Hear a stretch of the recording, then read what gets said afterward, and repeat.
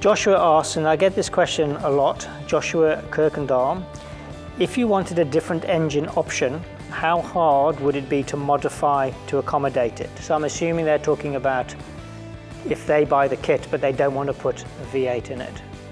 Okay, so I have to be frank when I say that I might also have been one of those people had I ordered it and want to experiment to put a different engine in. So it's a completely fair enough question.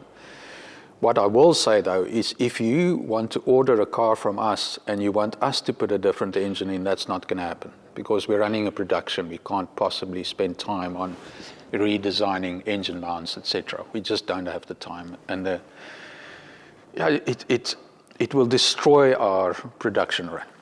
But if you want to do it yourself, and let's say you are buying a component car, there's nothing stopping you from doing it.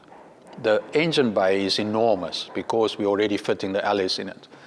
And you would almost be forced, and I would suggest don't even change it, drive it off the transaxle that it's designed to do. So from the transaxle and the rest of the space, which is where your engine sits, you can do what you want. If you want to put a V6 in or whatever, go for it.